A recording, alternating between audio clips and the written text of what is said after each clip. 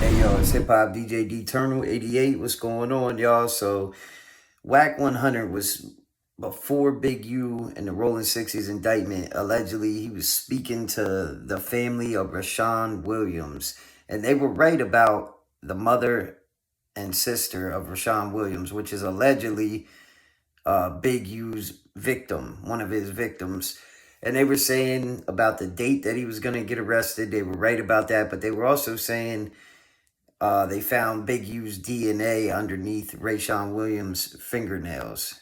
And turns out that that's not true. But Wack 100 is saying now, he's going on Vlad TV and saying now, yeah, the murder isn't an indictment, but Las Vegas is going to pick that up. Nevada is going to pick it up. How does he know this kind of shit? Like, if that really happens, that's crazy. But, like, he just be saying shit, I feel like. Because look at this. This is bad funny. I made this little clip. Hit that like and subscribe for me, y'all. Let's get it. If anything, it's alarming him because there's a good chance he probably didn't know that his DNA came back up under that boy's fingernails. So if y'all want to say Wack and 600 did anything, you can probably say we alarmed him. A few moments later. And even the motive. I just want to clear up because multiple people have said this, like, oh, Big U, or the victim had Big U's DNA under his fingernails. No, that was wrong. So I just want to address it on Vlad TV. They're saying the DNA was inconclusive for Big U. It was Tory Lane style. Right, but definitely couldn't be. But Vlad basically putting Wack on blast. You hear Wack stuttering and shit. I never really seen him stutter. Normally he gets to yelling and gets aggressive and shit. He really don't do that with Vlad. I don't think Vlad's really playing that, He'll do that with guys like Trap Lord Ross, guys like Academics, even Adam sometimes. But he doesn't, he won't play with Vlad like that. I think Vlad got like some security, and sometimes Vlad is even on the screen, I think, when he does the interview. So, can only get so aggressive with somebody who's on a screen. But either way, what do y'all think about that, man? He was consistent about Big U being arrested for this kid's alleged unaliving this kid, allegedly. But now they're saying it's not even an indictment. I don't know if y'all seen that part. Go watch the interview if you didn't.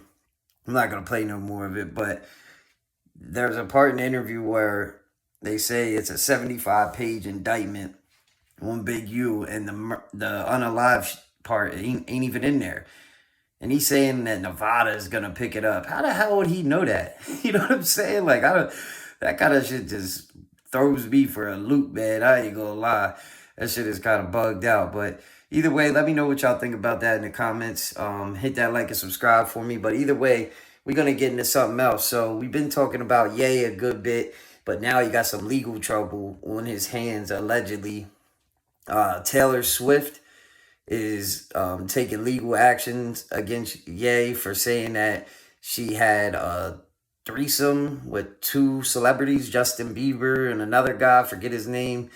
But Harry Styles, I think is his name, which sounds crazy. But either way, that's his name, you know what I mean?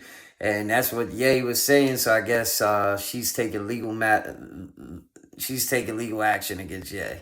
And also her boyfriend, her husband, or whatever he is, the football player, Kelsey, he wants to talk to Ye. That's what they're saying. He wants to see him. He wants to talk to him man to man and have a conversation with him.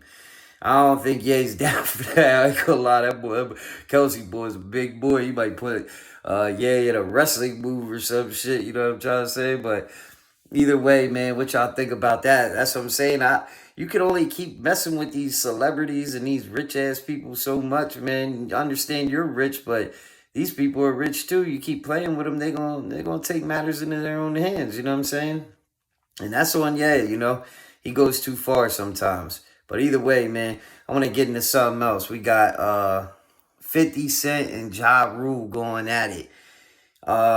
First, Ja Rule goes on the Breakfast Club. I'm going to play a little clip real quick, y'all. Hit that like and subscribe for me. Let's get it. It's so interesting to me that you, all 50, have not outgrown each other. And what I mean by that is, if you're talking to 50, Ja going to come up. If you're talking to Ja, 50 going to come up. Yeah. I mean, I don't bring him up per se at all. No, we do. Yeah. The media does. Yeah.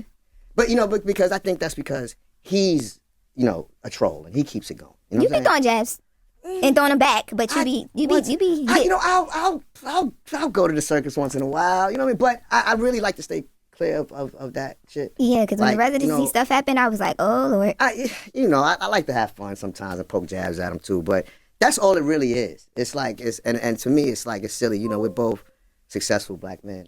I think the focus should be on, you know, continuing to make sure that we pay it forward, push it forward, make sure the culture keeps going forward. I think that's more important. You know, I see some of the things that he gets involved in, this feuds and something like grow up, my nigga. You know what I'm saying? Like, you know, that's what I be thinking to myself. You know, and so when I see the things that he does, and you know, he did the herb smoking on, you know, I'm like, How did you feel about that when you saw it? of course, nobody likes all this goofy shit, but it's goofy shit. You know what I'm saying? So I'm like, I'm not, you know, Preem said it best. You know, I spoke to Preem the other day. He's, you know, Preem has always got the right words and shit and the right things to say. Cause I was hot. You know what I'm saying? I was hot. I was ready to go nuclear and shit. But you know, I say, you know, so I spoke to Preem anyway. And Preem said, yo, he said, you know, Rule, he said, here's what you gotta understand about who we are and what we are. He said, we are masters of self-defense. And I said, I love that. I said, because I don't want to start trouble, make trouble with people.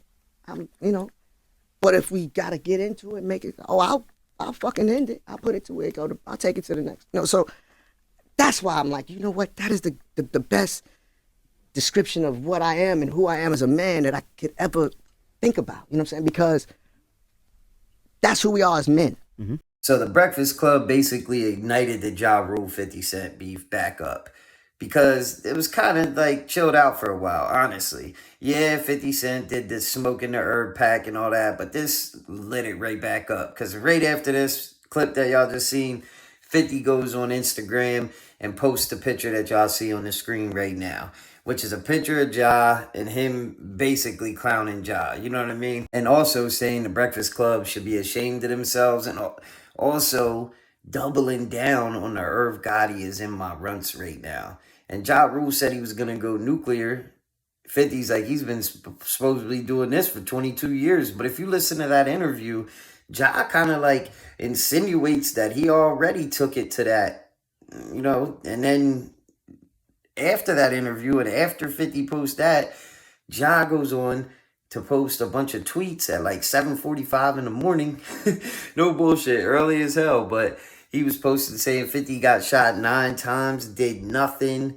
Then people were like, oh, 50 destroyed Murder Inc. And he's like, yeah, with a federal indictment, he got us federally indicted. Like, that's how he brought down Murder Inc. You know what I mean? We lost, they lost money from that, a lot of money. Irv Gotti ended up beating that. I don't know if y'all remember that, but Irv Gotti definitely ended up beating that.